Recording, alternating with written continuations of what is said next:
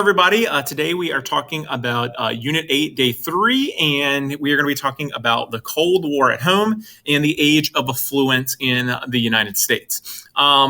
So this is an interesting period to talk about. We have a lot of things happening here in the United States.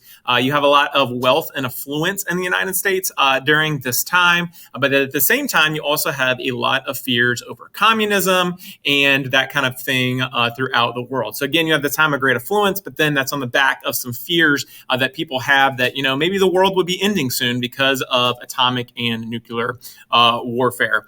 My favorite part, a lot of this movie is my favorite, but in the movie Back to the Future, when Marty goes to the past, he goes from 1985 to 1955.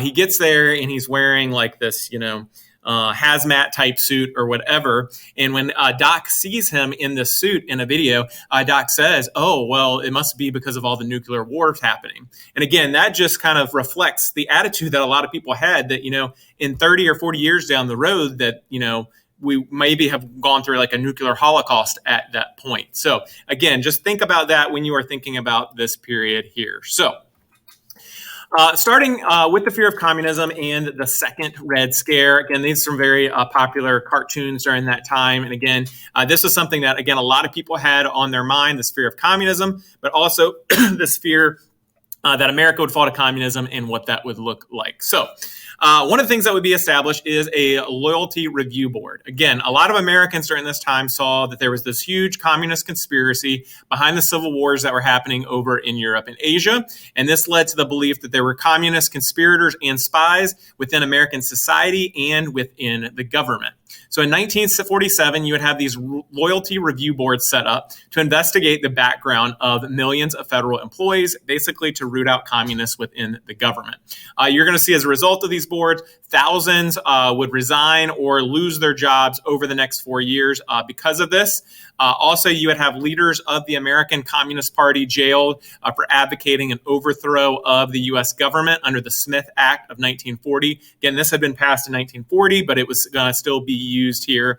And basically what that Smith Act made it, again, think about 1940, we aren't involved in World War II yet, but World War II is going on. And that Smith Act made it illegal to advocate or teach overthrow of the government. And the Supreme Court would actually hold that law, so you would see members of this American Communist Party jailed for doing such. Now, in 1950, you'd have the McCarran International or Internal Security Act. This actually gets passed over Truman's veto, so Truman was not a fan of this bill at all. And what this bill did is made it unlawful to advocate or support the establishment of a totalitarian government. It rejected or restricted the employee and our travel of those joining employment and travel of those joining Communist Front organizations. And it authorized the creation of detention camps for subversives. So you can see why Truman would not be a fan of this act at all, because it has a lot in there to restrict people's rights in the country. And again, one of the beautiful things about our country is even if you disagree with it, you still have rights within our country and we still uphold the law. And many people view this as being against the law.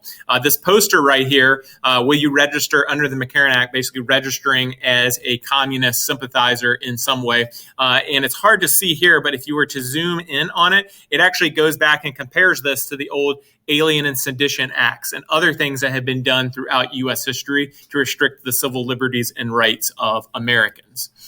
Also, you would have the Un-American Activities Committee, HUAC, set up. This had originally been established during 1939 to try to root out any Nazis, but it was then reactivated now again to help find communists. This committee would investigate a wide variety of people, including government officials, the Boy Scouts, a lot of actors in Hollywood and that kind of stuff. And what Congress actually did is called actors, directors, and writers before the committee to testify and basically having to prove that they weren't communists in any way. And if they refused to go testify before Congress, they would be held in contempt of Congress, which means they could be locked up and thrown in prison for that. So again, this big groundswell, the second Red Scare, and people really scared of communists being out there. Now, the ACLU, the American Civil Liberties Union, they would argue that the First Amendment protected communists and others and their right to free speech and the membership of that. And again, which I said, that's one of the amazing things about our country is the ACLU is right there. The First Amendment does protect these forms of speech, even though we might not like them and even though they might go against the American way of doing things.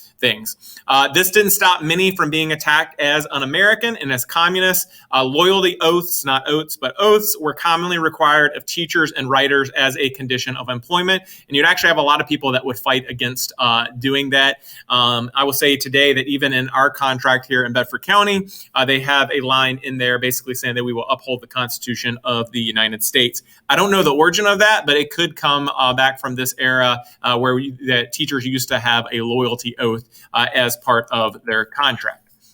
Now, fear of communism, you're going to have a couple really big examples here. One of them being Alger Hiss. Hiss had been a State Department official, and he was accused of giving documents to Whittaker Chambers, who is a confessed communist. Whittaker Chambers would actually mention Alger Hiss in his testimony before Congress. Hiss would deny the accusations, but he was convicted of perjury, and he would be sent to prison in 1950. I think he was convicted of 10 years, and he spent 2.5 to 3 years in prison as a result of that. Again, this is only going to feed into those fears of people that they're communists within the government. And then most famously, you have Julius and Ethel Rosenberg.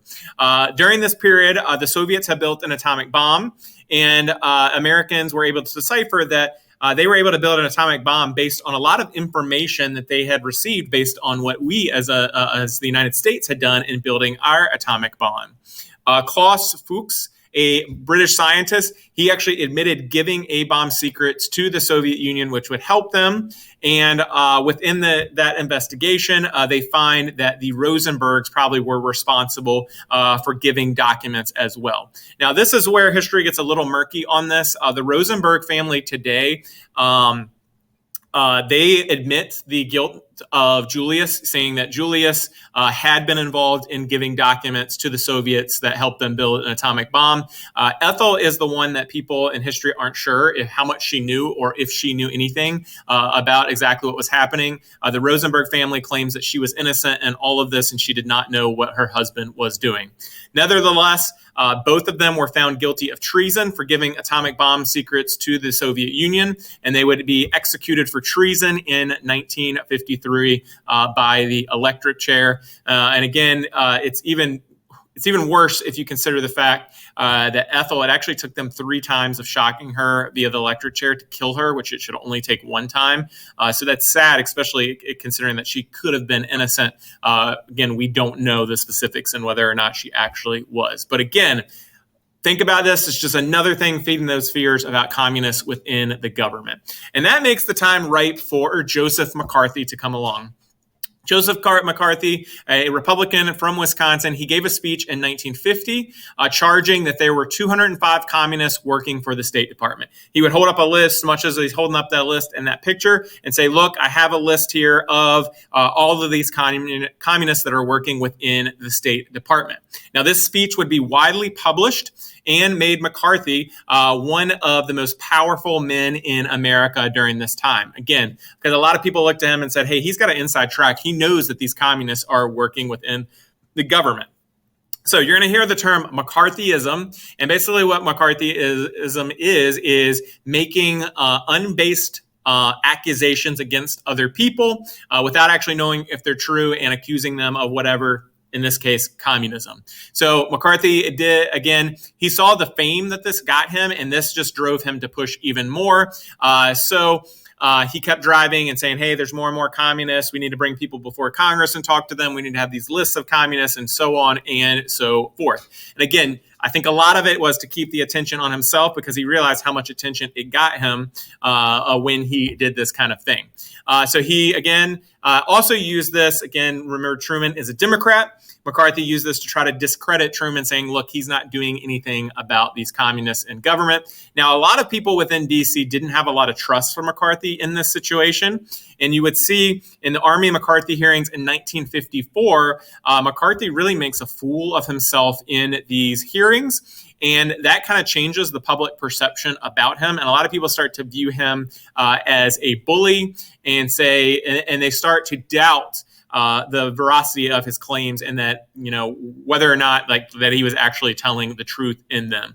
So as a result of these hearings, public sentiment would turn against him. And in December, he would be censured by the Senate in a bipartisan effort. Now, censure doesn't mean you're kicked out of the Senate, but basically it's a way of punishing you and saying you have brought embarrassment and shame to the Senate. McCarthy eventually, just a few years after this, would end up dying, I think, of alcoholism, of liver failure. But again, another example of this great fear that people had of communism during this time, that they were so willing to ruin people's lives by accusing them of being communists. Because if you got accused of communism, you can kiss your job goodbye and you are going to be considered a social outcast in society. Also, you have the fear of nuclear war. Like I said, again, people were super, super worried about this. During the 1950s and 60s, schools would regularly hold drills to train children what to do in a nuclear attack. And Americans were urged to build bomb shelters in their basements. You can see some examples here of some ads from this time. One of them, your fallout shelter checklist of all the things that you need. Here's another one encouraging people to have your pantry full and ready to go in the event of an emergency. This is right here. I forget, this is from the Civilian Defense Force, I think is what they call themselves. But when the bomb goes off, telling you what exactly that you needed to do in that situation. Now, most famously, what you will see is the duck and cover video. Now, you have to watch this video. The song will get stuck in your head. And we watch it now and we kind of make fun of it because we're like, how ridiculous is this? That you get under a desk in case of a nuclear bomb. If it's a nuclear bomb, you're going to be killed anyway. But watch this duck and cover. There it is. It was done by the Federal Civil Defense Administration, again, to help prepare school children for what to do in case an atomic bomb was dropped. So make sure you click on that and watch that cartoon there. I know you'll enjoy it and find it quite humorous. Now, I asked my father-in-law. My father-in-law was born in 1950, so he grew up right in the middle of this era, and he remembered doing these bomb drills in class. So I asked him about what he remembered from it. And here's some quotes from him and go through here. He said, I remember wondering, what good is it going to do if they drop the bomb? So that's like I said, what good is it going to do get under a desk when there's a nuclear bomb going off? He said, we did have a fear being close to one of the high profile targets, Detroit. And he lived in Flint, Michigan, which is about an hour outside of Detroit, as well as Flint being like a secondary target due to the high manufacturing base there because they produce a lot of cars there. Those were spooky times. He said there was almost a higher fear of being close enough to a target to not be blown up, but to get the high radiation dosage. Immediate vaporization is not as scary as a slower, painful death. And he said he remembered the ads in magazines for the fallout shelters. He said we had very fresh visuals of the nearness of destruction. It was very fresh in people's mind what damage could be done. And again, a lot of that was in people's mind because think back on 1945 when we dropped the atomic bombs and people saw the result of that. And then lastly here, he said, I still have the mental image of a fallout shelter ad in one of my Boys Life magazines. And he still remembers the slogan being in there, be prepared. So again, a lot of Americans were super worried about this. I mean, you can only imagine a kid in a school, how they feel preparing for these bombs and after they've watched that duck and cover video there. So to transition into the age of affluence, an age when there is going to be unprecedented wealth and prosperity here in America. And if you've kept up with the elections and everything, and the campaign slogan of Donald Trump, "Make America Great Again," I think that when he says "Make America Great Again," that in his head he's thinking about the 1950s. That he's thinking about this age of unprecedented affluence and within our society. So I think when a lot of people talk about the good old days, they talk about the 1950s, where there was a lot of affluence and a lot of good things, but there were still bad things happening within society. So You're going to see this is known as a time of consensus and conformity.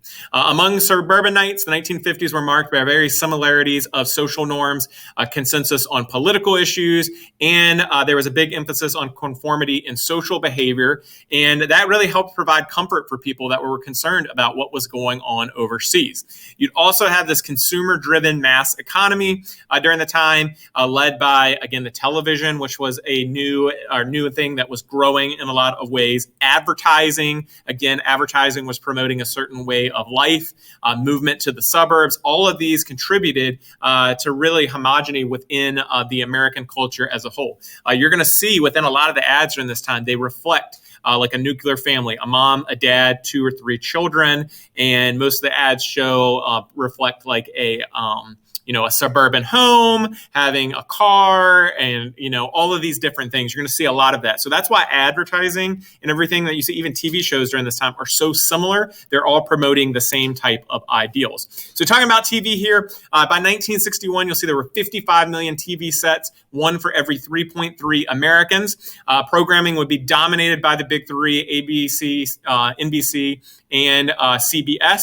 And you'll see a variety of shows, but they're all kind of similar, such as situational comedies like I Love Lucy, westerns, quiz shows, and professional sports as well. I've put some examples there of some of the most popular TV shows from this time.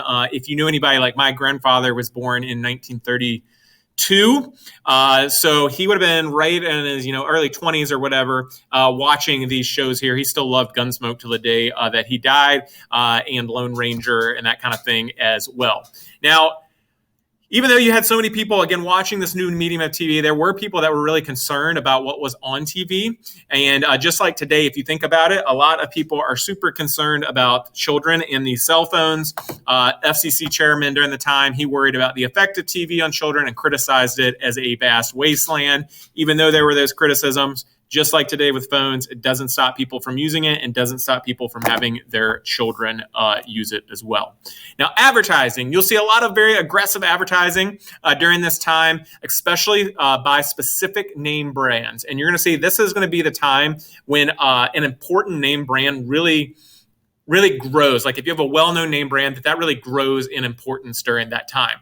So you'll see like Coca-Cola, most famous ads from them come out during the 50s. I put some other examples in here. Samsonite, Tide, Ford, and that kind of thing. So advertising this time is going to be a really, really big deal. You would also have the introduction of suburban shopping centers and credit cards as a way for consumers to be able to buy things that maybe they can't afford, but they can put it on a credit card and wait till the future to pay that. You would also see during this era, fast food restaurant chains explode during this time, and it was an example of Americans starting to turn away from the mom and top type places and really turn towards a corporate,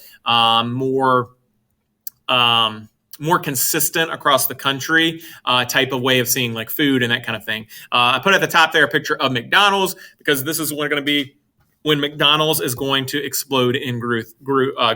And actually, when I was making this, I text my wife, again, because both her parents were born in 1950. And even today, they eat fast food a whole lot. And I told her, I said, I finally understand why your parents like fast food so much. They literally grew up in the 50s when fast food was like all the rage, and it's just continued into their adult life. Books and music. Americans read more than ever, which is interesting because you had the TV coming out, but Americans read more than ever. Part of that was helped by the creation of paperback books, which made books cheaper and more affordable.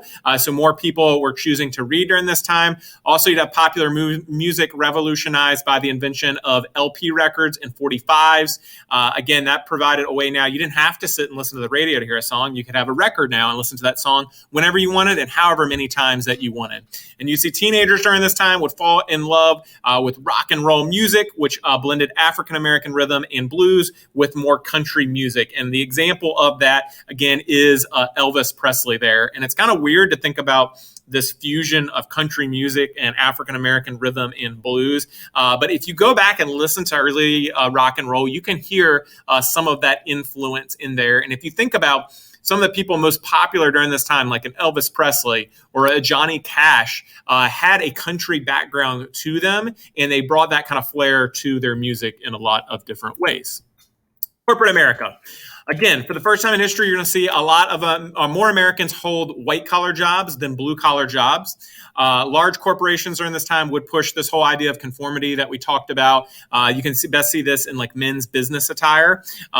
Generally, what you see and what you see reflected in advertisements of the time is men usually in a dark business suit with a white shirt and a pretty conservative tie as well. You would also have during this time a lot of conglomerates that had diversified holdings, and a lot of different areas would start dominating certain entities. So this is a little bit different from a corporation. A conglomerate means that you have interests all over the place. I put examples there, but like food processing, hotel, transportation, a lot of that. You have these companies, again, that have holdings in a lot of different areas. You'd also see during this time that unions would grow more powerful after the merger of the AFL and CIO in 1955. Unions would grow in power as well, which makes sense. You have more people working in corporate America and more interested in being in part of an organization to help protect their rights as workers. Also in the country, you would have Christian revival. You would see across the country, organized religions would expand dramatically after World War II, with thousands of new church and synagogues being built. Again, you can kind of attribute that to all the wealth that was in the country, that more people had money to give to the church, which helped in the expansion of church. Your leading evangelist during this time would be Billy Graham, who would lead revivals across the country. Eventually, those would become known as Billy Graham Crusades, which he did for a long time up to the early 2000s, where he basically would fill a stadium with people and preach to them during that time. So you had a lot of growth in Christianity during this time, and you could say for some people, it was a way of dealing with the horrors they had dealt with from World War II, but also the fears that they were dealing with about the growth of communism and nuclear war.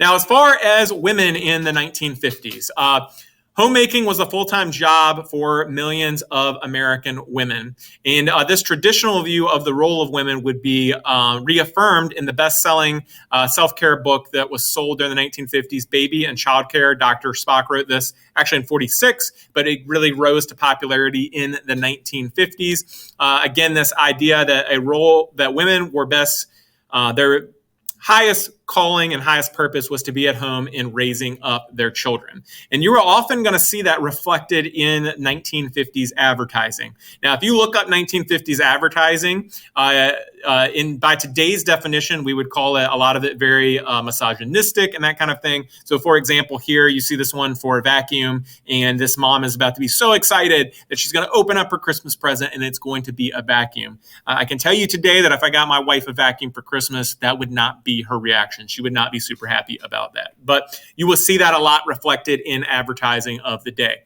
You will see more married women, though, entering the workforce. But again, the majority of women, if they had children, they were staying home and raising the children. That's also reflected in TV shows, if you see those during that time as well, that people saw it as the role of women to be home with the family. Now, there were people that criticized the 1950s. You'd have John Kenneth Galbraith, who would write The Affluence Society and basically said, look, there are a lot of wealthy people in society, but we aren't addressing the need for increased social spending to help the common good. Now, this book would have an effect later on when JFK and LBJ come into power or become president, and LBJ, especially with his Great Society, which we'll talk about in a couple class periods. Also, you'd have in 1951, The Catcher in the Rye, where J.D. Salinger would criticize conformity and what he called phoniness. A lot of people looked at this conformity and saw it as